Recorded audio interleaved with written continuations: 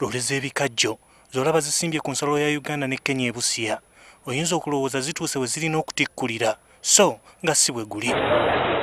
Oluvannyuma lw'eggwanga lya Kenya okuteeka envumbo ku kuyingiza ebikajjo mu ggwanga, waliwo emmotoka z'ebikajjo 150 ezaasangibwa nga tezinnasala booda kwolekera Kenya. Ekiragiro ky'okuyimiriza abayingiza ebikajjo mu Kenya kyatandika okukola ku Lwokutaano lwa wiiki ewedde era nga kyalese abalimi baabyo n'abasuubuzi wano e Uganda nga basobeddwa. Okusinziira ku Godfrey Balasa nga mulimi wa bikajjo, gavumenti ya Kenya tennavaayo na nsonga ya Simba lwaki tekyayagala bikajjo kuva mu Uganda. We've been here at the customs for the last 5 to 7 days. We don't know why we've been stopped from taking sugarcane to the factory. We have no idea. Balasa agamba nti okulima ebikajjo babadde bakutaddemu nnyo amaanyi era ng'okubayimiriza muggo munene gye bali. Sente tutaddemu sente mpitirivu nnyo motoka ze Kenya ze tubadde tukozesa tudipositinze obukadde n'obukadde bwa sente. Abasajja balemedde Kenya tebavaayo bwe tubagamba mujje mutika ebikajjo nti tetulina we tugenda kuyita.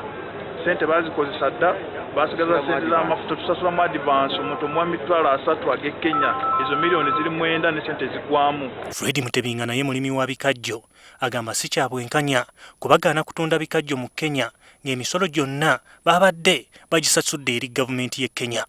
Ate nga bwe twali tutandika omulimu guno ensonga zaayita mu mateeka era tusasula emisoso gyonna naye twewuunya okuba nti n'okutuuka ku ssaawa ya kaakati tewanaba kuggwaayo lipooti yonna eraga lwaki tetutwala bikajjo mu ggwanga erya Kenya. Abamu ku balimi banna Kenya bo ensonga ya bannayuganda okusibwako envumbo ku bikajjo era bisenga yabasanyusizza.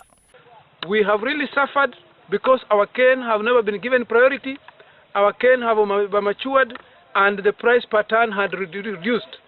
With this now sugarcane ban importation of all the license, we are going to have our sugarcane prioritized and harvested in time and paid nicely per ton.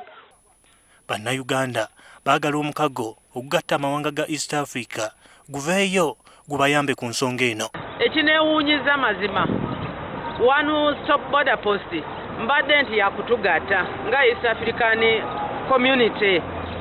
Ekiva Uganda kiyingire Kenya, ekiva Kenya kiyingire Uganda, naye kati bino ebituuse East Africa Community yeriwa.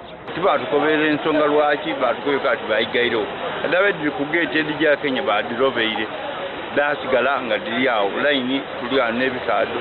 Empapula twakoze ekizibu kye tulina kaakati nti emirimu ziyimirize. Gavumenti ya Uganda yandibadde evaayo efe ku balimi bw'ebikajjo olwedde abalimi bibasala emmotoka eyo ejjulira emitwalo 10-15. Omuntu alimye ebikajjo emmotoka enamba okuma emitwalo 15. Gavumenti etunoonyeza akatale. Okutunda ebikajjo e Kenya kyatandika mwaka oguwedde oluvannyuma lwa Pulezidenti Uhuru Kenyatta ne Pulezidenti Museveni okusinkanamu ku nsonga eno.